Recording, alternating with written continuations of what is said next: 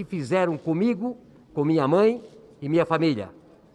Ficavam me interrogando a todo momento. Eles podiam falar e faziam o que bem queriam, mas naquela cadeia eu estava sendo tratado como um bandido.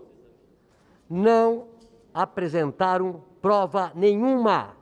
Ficavam me perguntando coisas de 2018 só para desviar o foco da CPI. Porque sabem que não tem prova contra mim. Nunca imaginei na minha vida de empreendedor e cidadão brasileiro passar por esse tribunal de inquisição. Esse sim é um tribunal de inquisição. Por fim, agradeço ao povo brasileiro que sei que estavam ao meu lado. Quero agora fazer uma homenagem a todas as mulheres do nosso país. Fazer homenagem para minha esposa, que me disse, quando eu saí de casa, eles vão te maltratar, vão te atacar a sua honra e tentar destruir a sua reputação.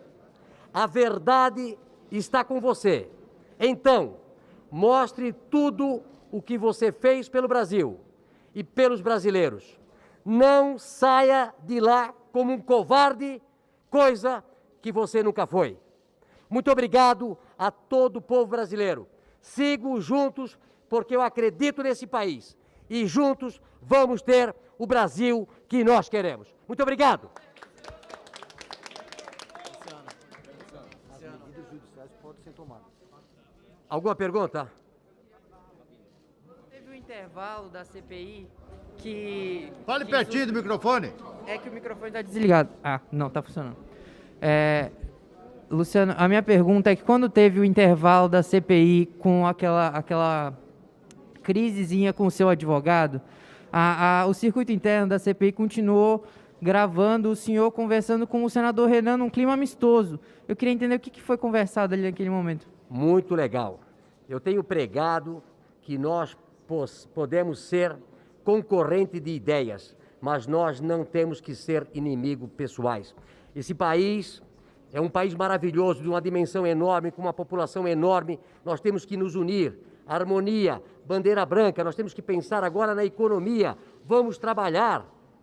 É isso que eu quero. Então, eu abracei todos os senadores, não importa do que partido. Aliás, eu praticamente não conheço nenhum daqueles senadores pessoalmente, mas eu fui lá, abracei, chamei.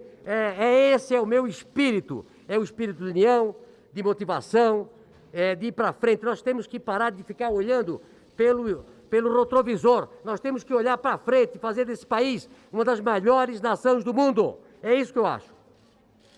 Luciano, Igor Damasceno, da Rede de Notícias Regional.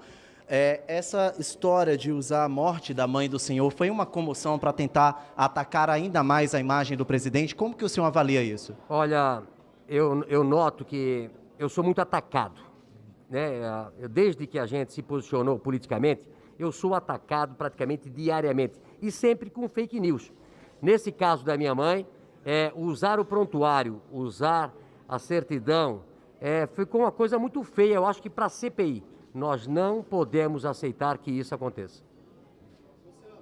Como é vir à CPI esperar encontrar perguntas coerentes e só encontrar narrativas? Olha, nessa CPI vocês viram, quem estava em casa viu, que eram tudo narrativas, mostravam as coisas e eu queria tempo para poder explicar cada coisa. E no final, quando cada senador pegou o microfone, começaram a dizer que tudo aquilo que eu falei ao contrário, eu tinha aprovado. Ou seja, não tem verdade nenhuma. Na realidade, são narrativas que, segundo alguns senadores, é a tônica dessa CPI. Senhor Luciano, acompanhamos as respostas do senhor e alguns analistas analisaram que o senhor juntou esse material e esses vídeos já serão usados numa disputa eleitoral em 2022. É uma intenção do senhor disputar as eleições em 2022? Olha, eu sou um ativista político. 2022 eu vou pensar o que eu vou fazer.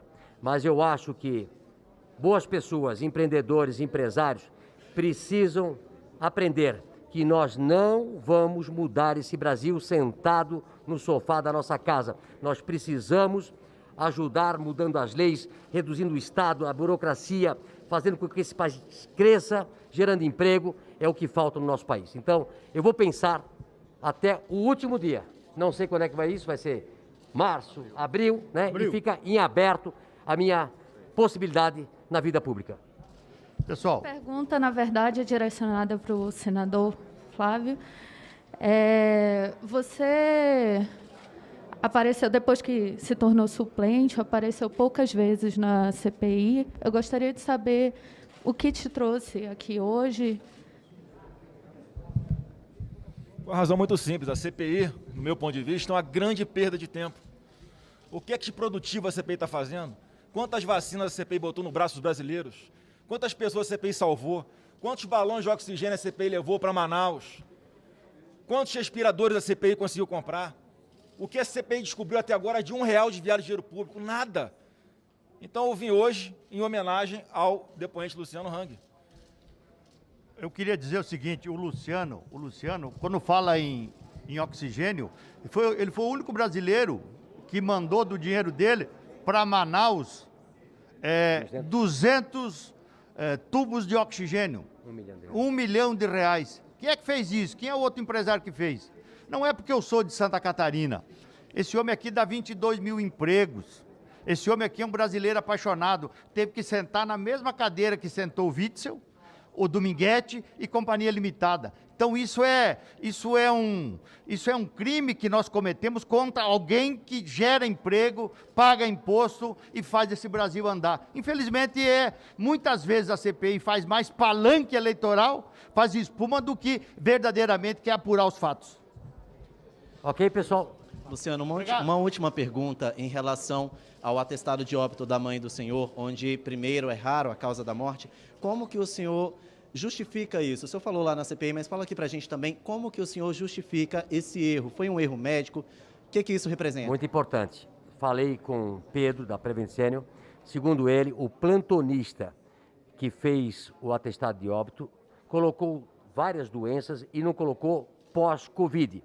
No dia seguinte, ou no mesmo dia, uma comissão que olha novamente os atestados, viu o erro e colocou. Então, para o governo federal, foi colocado certo. Entrou com Covid e saiu com Covid. Então, o importante, até para vocês jornalistas, para não caírem em fake news, eu acho importante sempre checar as informações, né? O que eu vejo muitas vezes, se tem um dossiê, se tem um atestado e não vão procurar a realidade dos fatos. E isso aconteceu na semana passada comigo, né?